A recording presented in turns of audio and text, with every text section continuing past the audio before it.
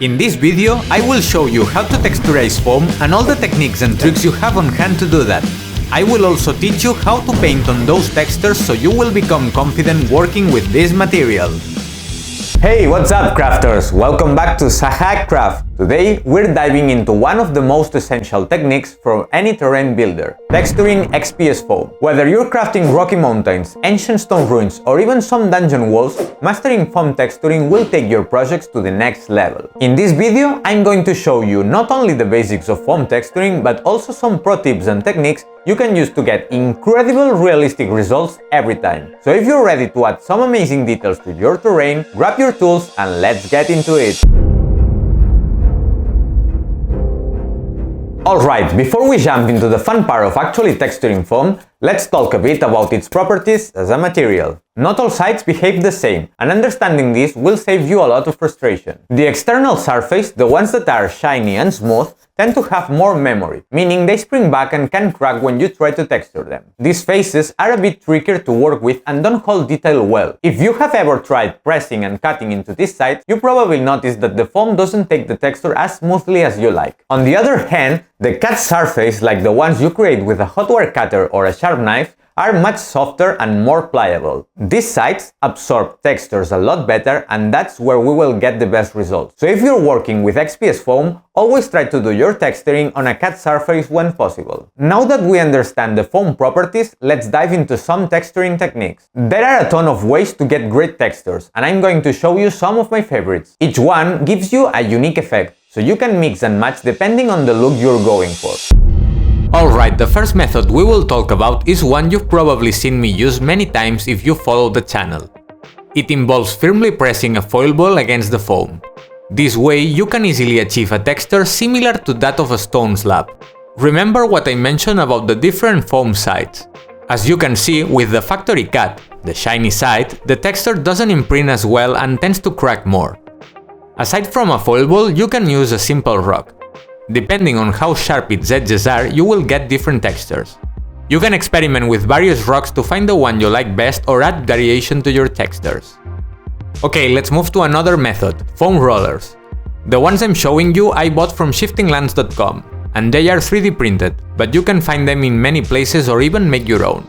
To apply texture, simply press them against a foam piece and roll them over. Be careful not to do what I just did. Don't roll back, as a variation of less than 1 mm can create a double imprint and ruin the effect.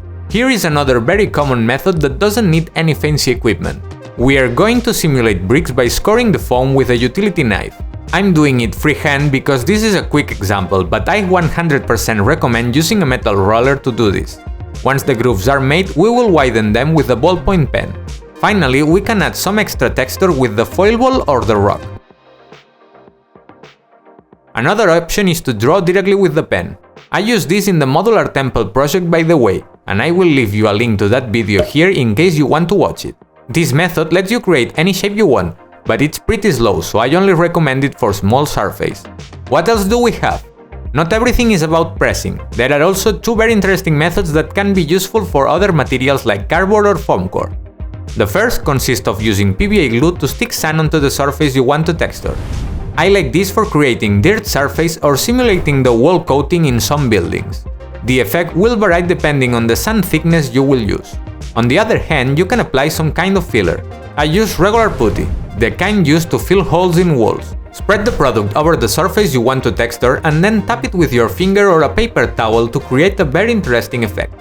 Keep in mind that for both of these methods you need to let the textured areas dry before priming. Let's go over a couple more techniques. To make wood, you can use the knife and pen technique to create planks in the foam. Once that's done, you can use an aluminum bristle brush to create the wood grain. Gently press it along the planks to achieve the effect. By the way, I use this technique for the ship floor I made in this video. And if you have seen the video, you will know that later we used the pen tip to make holes to simulate nails. This technique, by the way, is based on a pretty old video from Blackmagic Craft, where he made a Viking-style car. I will also leave this video in the description. Finally, you can press various objects to get some really interesting textures. In the Evil Scatter Terrain video, I made a couple of pieces using only this technique. I will also leave the link for that video here. I found some objects that work really well, and the possibilities are endless. I recommend you cutting thin foam sheets and experimenting with everything you can find. Alright, let's continue with some more techniques. This one in particular, I've never used it before, but some people have recommended to me. It involves scribbling with a pencil tip. It's important that the pencil is angled against the surface you want to texture. We should avoid scribbling perpendicularly. A light pressure will be enough to create a noticeable texture. We will later see how to paint it to highlight the pattern we just created. Let's move on to more techniques, but this time I'm going to step out of my comfort zone. Someone on Facebook asked me about creating sci-fi textures easily. So what I did was find some objects with textures that match what I was looking for. If you play 40k or have sci-fi related materials, you will probably have much more material than I do. The idea is to press these objects against the surface to be textured, to create an interesting pattern.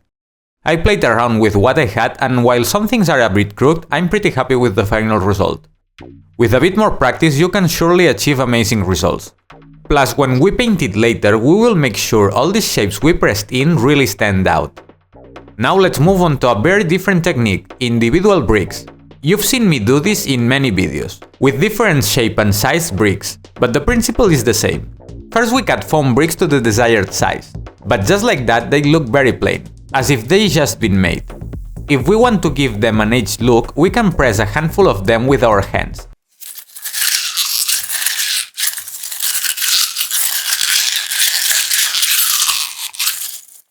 This will give them a bit of worn appearance. Now, if you want an even older effect, like for creating ruins or a dungeon, I recommend the well-known coffee can method. You put the bricks inside with some rocks and shake them up.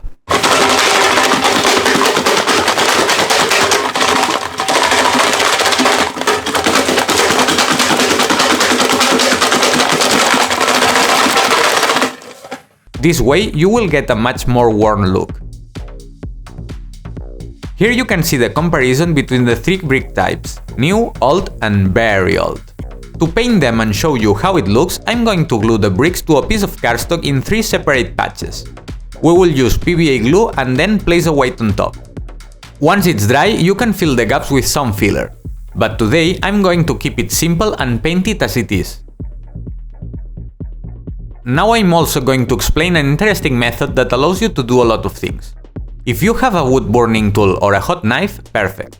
If not, you can make a DIY tool with a wire and a foam handle like I did, and hit the wire with a candle flame. With this, you can carve drawings or even patterns. But always make sure to do this in a ventilated area and wear a mask, as the fumes released from the foam burning are extremely harmful. Now let's talk about some methods to achieve rock-like textures. The first one is the one that I used in the hills video, which you can see here. It's not the most realistic, but if you have a hot wire cutter, it's really easy. You just need to cut in a zigzag pattern. I find this method quite suitable for simulating ice. Another method involves using a knife to make several horizontal grooves. Then we make vertical cuts, which don't need to be straight. We can make some at an angle and add variation. Next, using a metal roller, we start pulling off chunks. With a bit of patience, you can achieve great results. However, you will leave your workshop a complete mess. Another way to do this is by using pliers to pull out foam bits. This creates a different type of texture, but it's also very interesting for representing certain types of rock. With this method, you will also leave foam everywhere, but the result is worth it. Here you can see the 3 different textures that we just achieved. Alright, just like I mentioned at the start of the video, I have an announcement to make. I'm launching a Patreon. I believe it's the best way to ask for support, and this way you can get more involved with the channel if you'd like. Becoming a member comes with several perks. You will get access to the channel's Discord, be able to watch new videos before anyone else, and see photos and videos of projects I'm currently working on. For higher tiers, your name will be featured in the videos, and you will be able to participate in giveaways in the future. You will also have access to project templates in Illustrator format, allowing you to customize them however you like. I'm still working out on the final details and I will be improving the rewards over time, but I hope you like the idea and want to be part of this. You can find the link in the description and the pinned comment. Thank you so much. Great! The first thing we will do is to prime everything with our usual base coat, black acrylic paint mixed with PVA glue. If you want to see a basic painting guide and get a detailed explanation of how to do the techniques we will mention here, I highly recommend you to watch this video. Perfect, when everything is dry, we will overbrush all the stone textures with neutral grey. With this, we want to cover a large surface area but leave the black base coat visible in the recesses. Next, we will use ink washes to generate a bit of undertone in certain areas. I've used my usual tones, browns and greens. The interesting part here is to wet blending the different colors to create gradients and give the pieces a more interesting effect. If you apply too much ink, you can always use a piece of paper to remove some paint.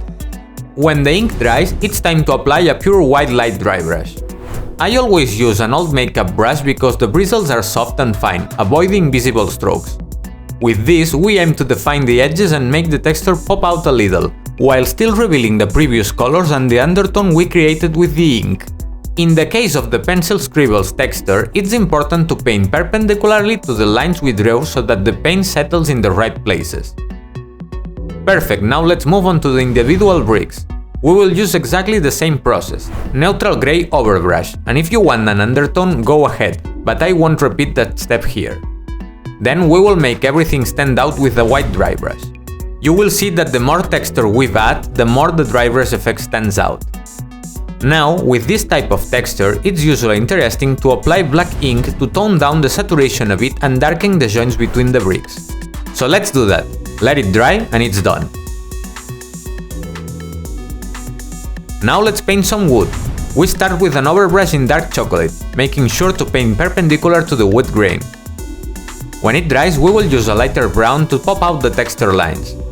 Here, if you want, you can apply an ink wash, but I will go straight to a very light dry brush to highlight all the details. While I'm at it, I will also pass a bit of paint over the objects we press into the foam. This way, there will be enough contrast for you to appreciate the result. With this technique, you can create pretty much anything, so let your imagination run wild. Okay, now let's move on to the wall where we mark the brick texture. Honestly, even though it's just a demo, I regret not using a roller, but it is what it is. We start with the usual grey overbrush. To make it more interesting, we will paint some bricks in different brown shades. To bring it all together and reduce the color intensity, we will apply a black ink wash over the whole piece. Once dry, we do a very light white dry brush and we are done. As you can see, the colors have blended nicely together. Let's keep going, there's still more to cover. For the sci-fi wall, I will keep it simple. Overbrush it with gunmetal or any dark metallic color. Then a silver dry brush to highlight the details and add depth to the texture. And now let's apply an ink wash to the entire piece in the color of your choice. In my case, I will use blue, but the beauty is you can use any color and the effect will be the same. If after it dries it looks too metallic, you can apply a very light dry brush with white, but this is totally optional. Alright, for the textures we made with sand and filler, here's what we will do. We will paint the filler texture with beige and the sand texture with dark brown. Once dry, we will dry brush with buttermilk and saddle brown respectively. For the sand, we will finish it with a bit of beige to really make the details pop. We're almost done, only the rock textures for hills and similar pieces remain. For the first one, we will use the usual scheme, grey overbrush and light white dry brush. You can add any undertone in between using washes as we explained. For the second case, I will use a different color scheme, a brown overwash, though honestly I didn't even clean the grey from the brush, so the piece has a nice gradient between the two colors, which I think it looks great. Once it's dry, we will use honey brown for a nice dry brush that will add depth to the piece, making the texture stands out. Finally, for the ice piece, we will paint everything white. If you want, for pieces like this, you can start with a white base coat, but since it was a small piece, I was too lazy. When it dries, we will apply a light blue ink wash over the whole piece. This will create a rich base layer with subtle tones, and now we can apply a white dry brush. Try to paint perpendicularly to the texture lines to highlight them as much as possible. And we are done. By the way, I used this technique in my spell markers tutorial when we made ice walls. You can watch it here. And there you have it, folks! Texturing XPS foam is a game changer for your terrain builds, and with the techniques I have shown you today, you will be able to create detailed and realistic textures with this. Whether you're using foam roller, a foil board or just a simple pen and a cutter, each method has its own unique look that will bring your projects to life and enhance all your builds. If you found this tutorial helpful, don't forget to smash that like button and let me know in the comments which technique you're going to try first. And if you're new here, be sure to subscribe and hit that notification bell, because we've got a ton more crafting content coming your way. If you want to continue improving your crafting skills, I suggest you to watch my painting tutorial that will appear here. Thanks for watching, stay creative, and I'll see you in the next video.